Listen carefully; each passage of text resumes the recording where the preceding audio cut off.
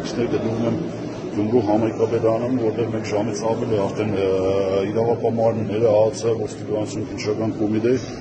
գրովել են ես արդեն են Գյումրու համայնքապետարանը, Գյումրու քաղաքագլուխ պարոն Վարդան Ղուկասյանը եւ մի քանի աշխատակիցների մեկուսացրել են։ Ես փորձեցի հանդիպել նրանց հետ, բայց քննչական խմբի ղեկավարը ՈԱԾ-ի դիմակավորված աշխատողները չտվեցին, որպեսզի տեքստակցեն պարոն քաղաքապետին։ Նորից ականատես ենք իրավական բեսպրեդելի